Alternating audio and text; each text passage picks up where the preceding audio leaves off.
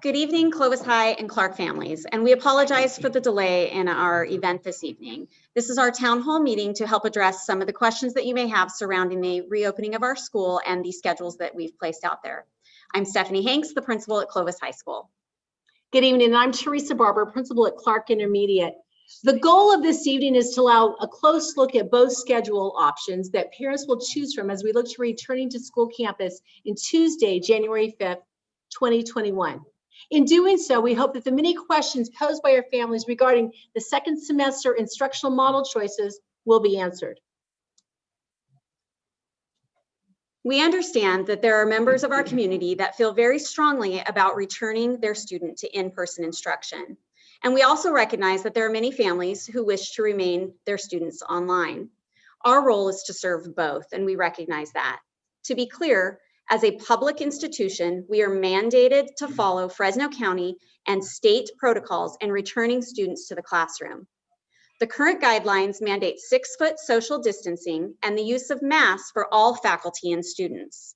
All schools within Fresno County must adhere to these guidelines, despite some rumors that you may have heard otherwise. The protocols and provisions that you see presented this evening represent our current guidelines. As conditions continue to improve, allowing reduced restrictions and allowing more students on campus, our schedules will adjust accordingly. Please note, we're really working diligently to get your students back on campus and to really take into account the specialty courses that we have both at Clark and Clovis High. These courses include our CTE courses at the high school, AP courses, honors courses, and VAPA courses, 7th through 12th grade. And specifically for those families tuned in this evening that have CART students, we're also working with both options to fulfill that schedule for CART. We want to reassure you that the courses that may appear as singleton in our overall courses, whatever those are on your student schedule, will be given special consideration to help accommodate this. Schedules will be built based on student needs. Regardless of the instructional model choice on your student's schedule, it may change, but this will not affect their educational pathway or impede any graduation or post-secondary plans. Rest assured, continuity of our student schedules is a priority here at Clovis High School and Clark. Your full participation in the completion of the parent survey is critical in providing the needed information for building our class schedules and meeting the needs of our students. Families may have one student participating in a hybrid model and another student participating in the CUSD Connect. Please note that instructional design has gone into the intentionality of these schedules.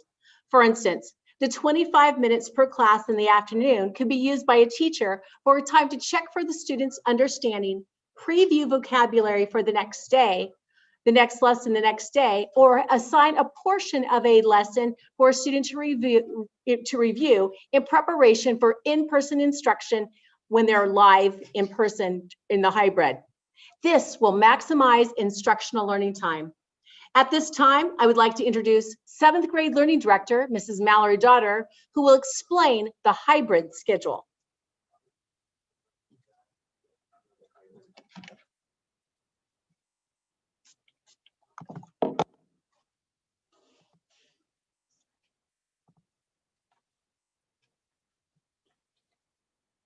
Thank you. As Mrs. Barber said, my name is Mallory Daughter, and I'm going to explain the hybrid schedule.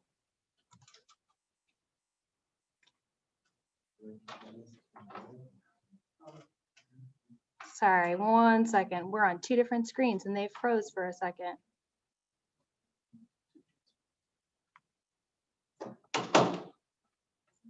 You good now? No, we're not. All right, got it figured out. Nothing like right in the moment. All right, the screen in front of you is our hybrid schedule for Monday. As you can see, it does say cohort A and B. So our students will be divided into 2 cohorts. Our students, all students, cohort A and B will Zoom on Monday. Monday is an all-day Zoom day with 45-minute instructional blocks. As you see in front of you are the rest of the days of the week. This is where it gets a little tricky, so I'm going to go through day by day to help explain it. On Tuesday, our cohort A students come to campus for face-to-face instruction for periods 1 3, and 7. They're odd periods. These periods are 85-minute long. They will return home at lunchtime for asynchronous learning, which is their independent learning time. This means they may have videos for learning. They may be online Zooming with other activities. They may have assignments in their Google Classroom. It is still instructional time. While our cohort A students are on campus, our cohort B students will be doing asynchronous learning, that independent learning on their own. After lunch, our asynchronous students will come to Zoom for periods 1, 3, and 7 for 25 minutes for each period. On Wednesday, it flips, and our cohort B students will be in person for their odd periods, 1, 3, and 7, and our cohort A students are doing the asynchronous learning time.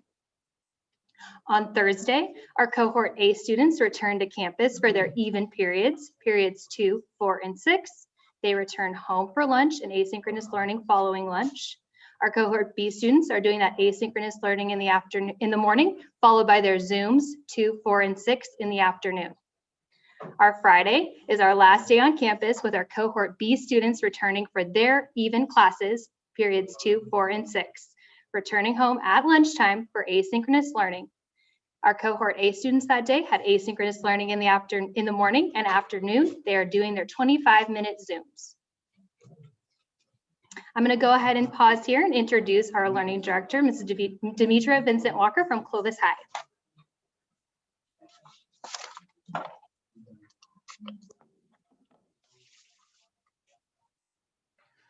Good evening. Again, I'm going to go over the Clovis Connect schedule for you right now. If your family chooses to be a Clovis CUSD Connect, choose that model. Your student will be in online classes every day of the week. On Monday, they will have a Zoom schedule. All students will begin first period at 8 a.m. instead of our current 9 a.m. time for 45-minute classes. And they will attend all classes that day, and school will be dismissed at 1:40 in the afternoon. On Tuesdays and Wednesdays, your child will be part of a block schedule where they will attend their first, third, and seventh period block in the morning session for 85-minute class periods. And then their day will continue with a second period, fourth period, and sixth period 25-minute instructional time with their classroom teacher. On Thursday and Friday, the students will go to their even period block classes with periods 2, 4, and 6, again with 85-minute classes, followed by instructional time in the afternoon with their first, third, and seventh period teachers. Some things to consider when looking at these models, important things to consider when looking at these models. And we wanted to put together a comparison chart to make it easy for you to follow. In the area of instructional delivery, if you're a CUSD Connect student, you will be online Zooming every day. Versus with the hybrid schedule, you will have both in-person and Zoom. If you're in the Clovis Connect model, you will not be assigned to a cohort A or B. However, if you do choose the hybrid model, you will be in a cohort A or B. If you are choosing the hybrid model, the counselors at Clovis High School and Clark have already worked to place the siblings on the same cohort if they are a student that attends the 7th through 12th grade, the 7th through 12th grade levels. In regards to instructional minutes, on the CUSD Connect model, there will be a total of 1,590 minutes per week on Zoom. You will have the same amount of time if a family chooses a hybrid model. However, those minutes will be split accordingly. 930 minutes in person and Zoom combination, and 660 minutes of what we call asynchronous learning. CUSD Connect students will not be on campus during the week. However, hybrid students do attend campus 2 days a week. Lunch for Clovis Connect students will be available for pickup Monday through Friday from 9 to 10 a.m. And hybrid students will pick up their lunch in a grab and go at the dismissal of the school day. Regarding teacher and schedule changes, no matter which model you choose, CUSD Clovis Connect or the hybrid model, there is a possibility of a teacher and/or schedule change at the beginning of the semester. In regards to leaving campus after lunch, that is something, of course, that Clovis Connect students do not have to worry about. However, hybrid model students will need to ride the bus, walk home, or get picked up by a parent or guardian immediately upon dismissal. In regards to co-curricular participation, in both models, we want our students actively involved in our schools, and they will be able to participate in co-curricular activities. Again, Mrs. Stoddard.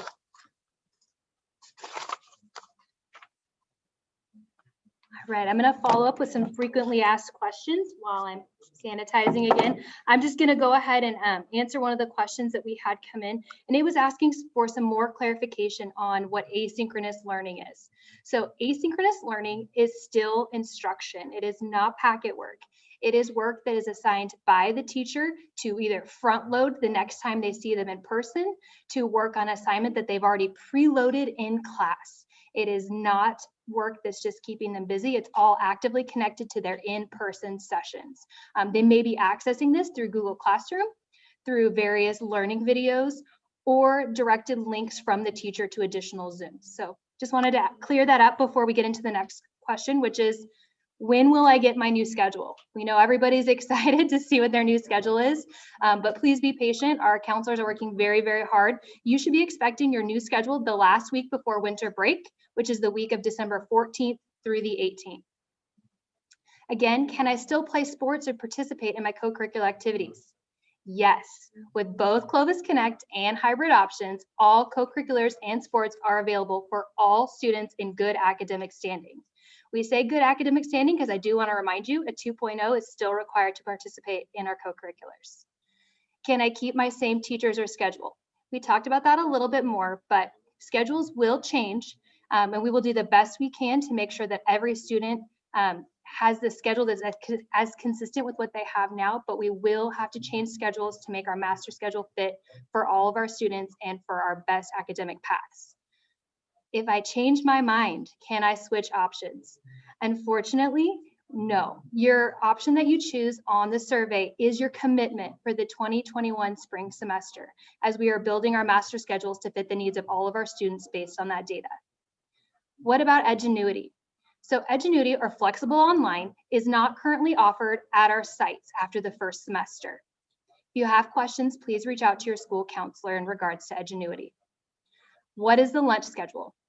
Lunches are available for all students in both models, and it's a grab and go model for both. School sites will be sending out exact schedule of times for pickup as we get closer to our return date. So I'm going to go ahead and pause there and turn it over to Mr. Baljit Gill. He is our 8th grade learning director here at Clark, and he'll be talking to you a little bit about health and safety.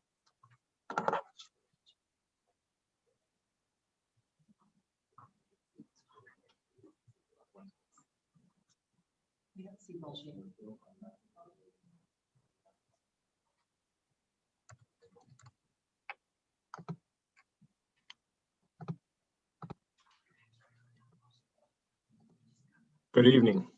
I am Baljit Gill, 8th grade learning director at Clark Intermediate. A healthy road to campus starts with the health and safety of all stakeholders that include our students, staff, parents, and community members. Our campuses will look different when we have students return. Our team of educators continues to work hard to ensure the health and safety of everyone on campus. Health screenings before coming to school and when entering campus are the starting point of a healthy return to school, along with practicing social distancing and the wearing of masks. Next slide. In order to keep students and staff healthy, the first layer of health screening starts at home. Daily health screenings begin with a conversation about how your student is feeling. If your student is experiencing fevers, body aches, chills, nausea, or the loss of taste or smell, do not send your student to school.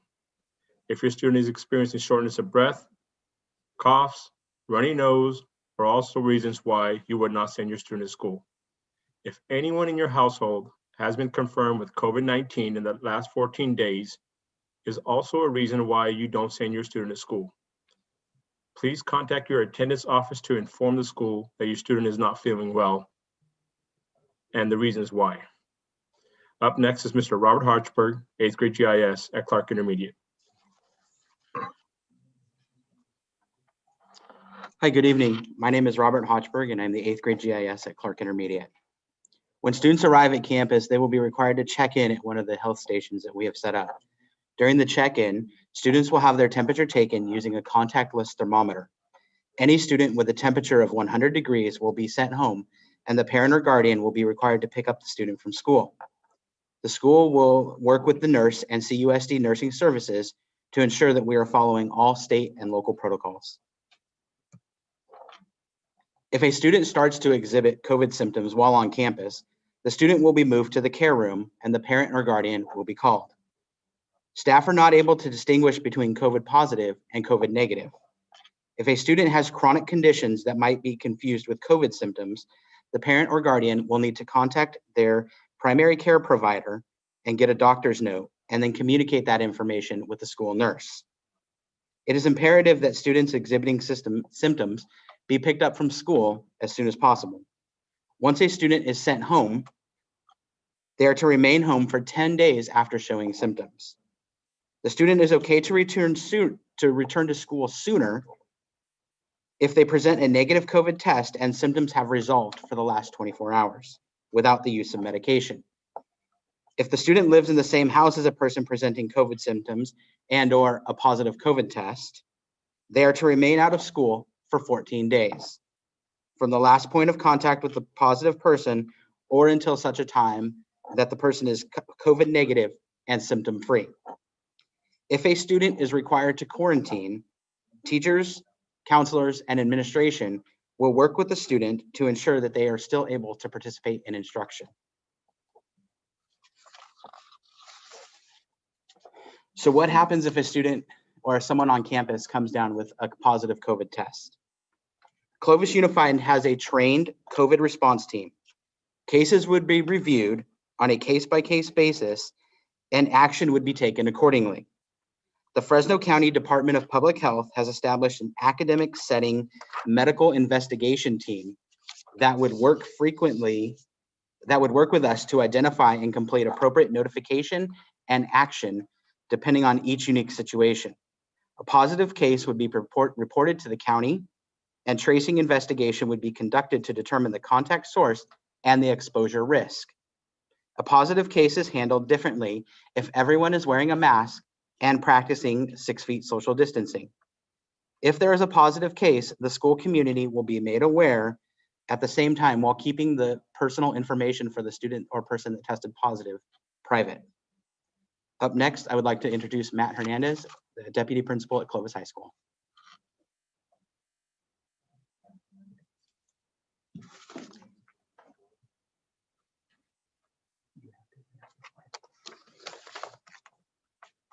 Good evening, everyone. Move my slide here. As I'm getting my mask off here, I just want to encourage everyone to visit both the Clark and Clovis High website. There's a lot of information that you're hearing tonight. A lot of it you can find on our websites. There's a reopening plan. You can click on that link. There's lots of great visuals there for you to go back and read through some of this information. So I'm going to start with while on campus. So while on campus, students and staffs will be required to wear a mask. We're following Fresno County health guidelines and CDC guidelines. So it is imperative that everyone wear a mask on our campus. We will also instill traffic patterns during passing times and before and after school to encourage students to keep distancing while moving from class to class, because we know those can be some high traffic times, but we want to make sure that students know which way to go so that they're not crossing over. Also, we're not going to allow visitors on campus. We want to minimize the amount of people who are on our campus. And so all visitors will be asked to check into the main office. And at that point, we'll be granted permission or asked to come back at a different time. So classroom setup. Our classrooms are going to look a little bit different. We're going to have to arrange our classrooms so that students are spaced 6 feet apart.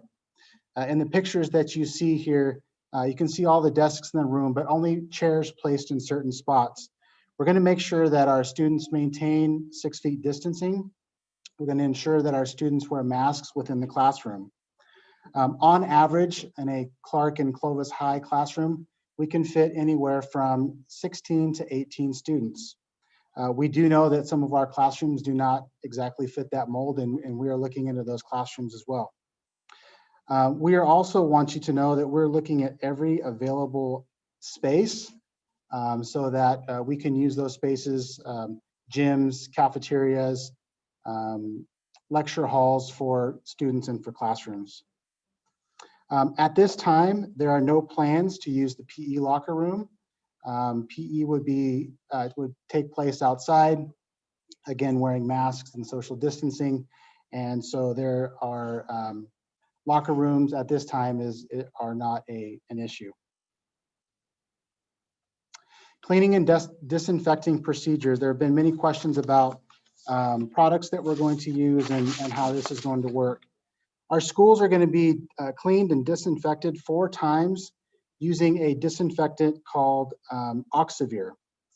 High use surfaces around campuses, including our offices, door handles, light switches, and high traffic areas will be sanitized 4 times a day. In between classes, teachers will have spray bottles of Oxivir that as students leave their classroom, they will spray desks, chairs, and other items touched by students during the day. The Oxivir cleaner works within 5 minutes. As it dries, it disinfects and kills viruses. So all of our classrooms are equipped with the bottles and also paper towels, and there will be refilling stations around campus as teachers get low on their supplies. Also, restrooms will be cleaned 4 times a day. They will be cleaned before school. They will be cleaned mid-morning. They will be cleaned at lunch, and they will also be cleaned after students leave. In addition to this, each classroom will be fogged.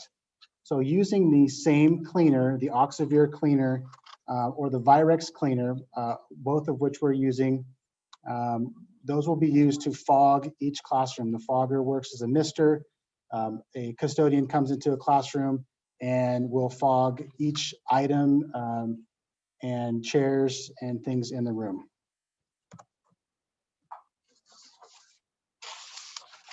Again, this slide just talks about teachers having hand sanitizer in their classrooms, being able to disinfect items that students touch during the day, that our custodians are working closely with our sites. They're also working closely with the Department of Health to make sure that our classrooms and that our schools are the cleanest that they can be for our students and for our staff. So with that, I am going to introduce Mrs. Sarah McAvoy to talk about transportation, food service, and co-curricular.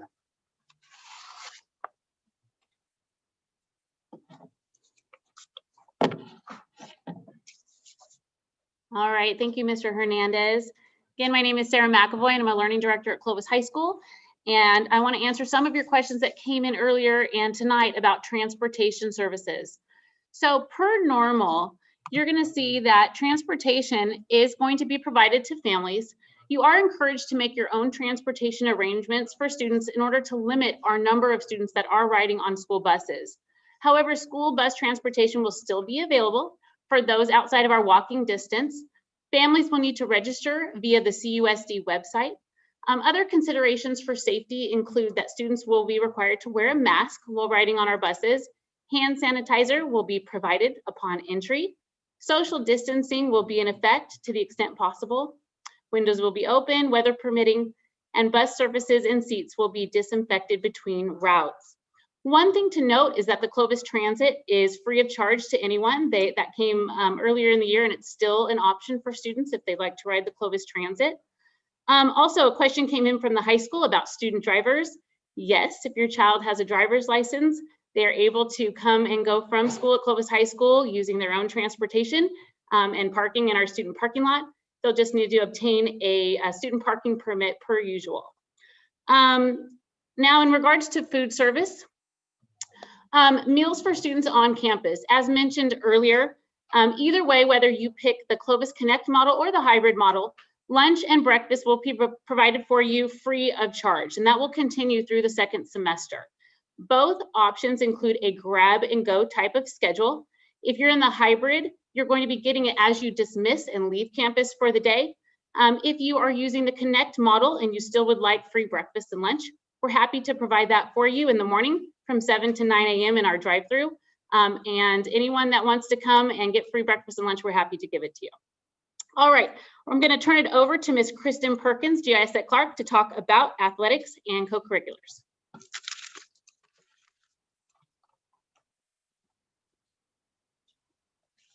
All right, hi everyone. I'm going to go ahead, like Mrs. McAvoy said, and talk to you a little bit about our athletics and co-curriculars.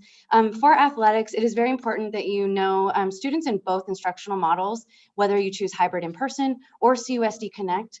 If you are in good academic standing, we welcome you to be able to participate in our athletic programs. Our teams do follow the CIF modified season and conditioning practice with all of the return to play guidelines that were established by the Fresno County Department of Public Health. Some of those things you may experience include, number one, no mass social gatherings. So we don't have spectators at this moment.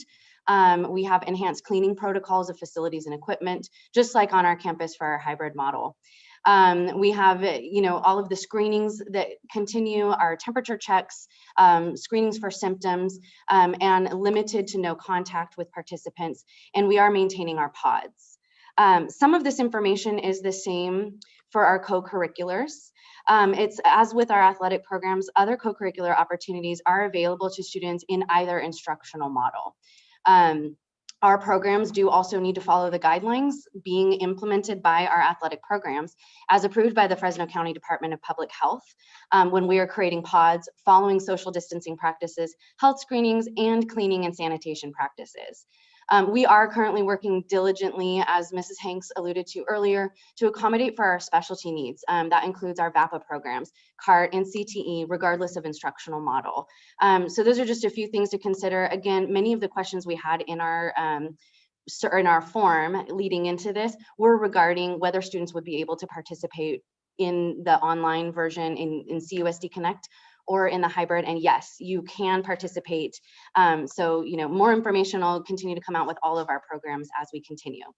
So at this time, I'm gonna go ahead and turn it back to Mrs. Stephanie Hanks and Mrs. Teresa Barber for the conclusion of our program.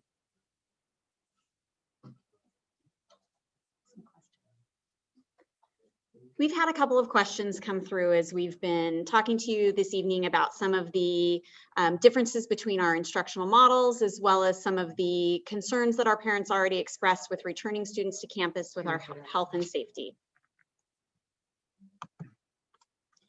So as we take a look at some of these questions, I'm going to address them specifically and in general. So one of the questions asked is, are teachers allowed to film themselves in case students are missing and post them? Absolutely, our teachers have been able to do that. What we cannot do is film students within the classroom. However, we can have teachers film themselves and post those lessons to review. And many of our teachers have been doing that, and we've done that in the past. In fact, if you go to the Clovis High CHS Connection website, you will find that there are videos posted there from years past for lessons as review. Plus, our teachers have created new videos on their websites, and those are accessible as well through the Clovis High website. And I'm sure Clark has them as well, and I'll let Ms. Barber speak to that if she would like.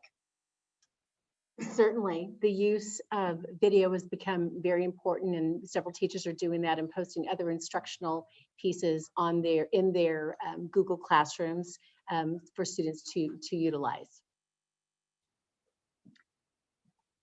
We've also had some questions surrounding what teachers' choices are. Please know that the direction of our schedules, just like they are in all the years, are directed by the choices made by our students, and then that schedule is built around those student choices.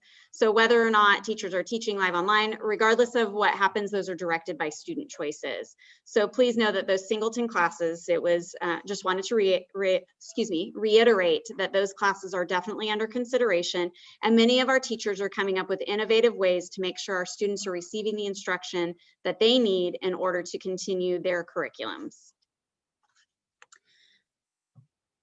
Some questions regarding the scheduling of students. Again, talking about, whether students are going to be an A or B student at this time. Those will be directed based on needs and balancing of courses, just like they are in all of our other schedule creations, to ensure that we meet the social distancing guidelines and make sure that our students are accessing classes appropriately based on their schedules and their needs.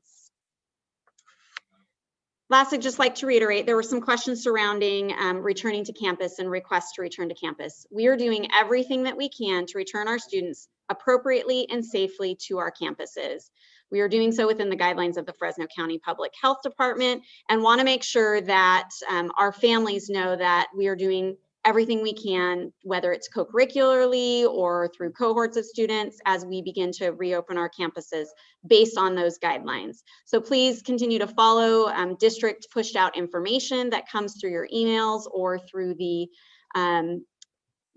through any of the public county health department information that comes through our different news media sources. Again, following what's on site at the Clovis Unified School District website has a lot of information that's up to date as we continue to monitor this progress. Again, just a reminder, schedules could change.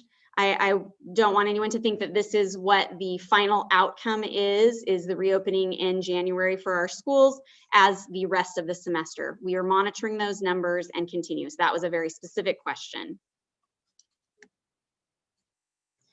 The last thing I want to address before Mrs. Barber comes up is more of a high school component. Some concerns again coming up with regards to student accessing courses through our CTE programs across the district or CART. We have ensured cross school conversations, just like we do in any other school year, where transportation makes arrangements and student schedules try to meet the number of minutes as maximized as possible, because we know that it does take time to go from one school to another during the transition time. So that has always been in place, where there has been some grace for those students who go, let's say, to Clovis East for our ag programs or our CTE programs there, or anywhere else across the district. So please know that we work with one another, and your students will have those accommodations made for them as needed for those individual schedules. If you have any questions specifically about that, I will redirect to our learning director at the high school, Ms. Demetra Vincent Walker, regarding our CTE programs. And of course, counselors are also available to answer any specific questions regarding student schedules after we get them created, which will take some time. So please, we need to wait for that schedule information based on the survey that's coming out.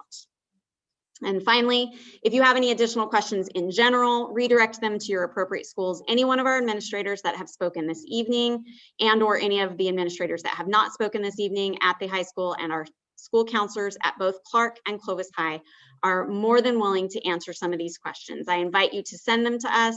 Continue to put them through that form if you have access to it. We've been monitoring it and have had a few that we have tried to address even within our presentations before the individuals spoke this evening. I do recognize that we did not answer every specific question and tried to generally answer questions to encapsulate all of the types of questions that were being asked in the time frame that we've been given this evening. And although this was not a 2-hour meeting, I hope this was a succinct meeting that provided enough information to help make an informed decision by Friday so that we have your information for your child's schedule. And with that, I would like to say thank you for joining us this evening, and leave last with Mrs. Barber to close out.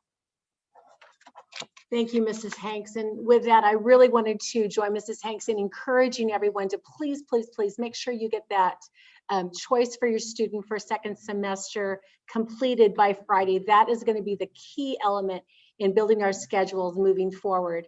Also, I just want to thank you for your partnership with us. You know, we're all on the same page. We're all here because we love your kids and we want to do what's best for them. So thank you for partnering with us and walking through these challenging times. We appreciate your help. We appreciate your encouragement. And thank you so much. And again, one more time, I hope this note went out. We had some technical difficulties with our ASL translator. We will be getting some information and video translation in sign language to those families made available. And this seminar as well will be posted. Thank you again. Thank you for joining us, and have a great evening.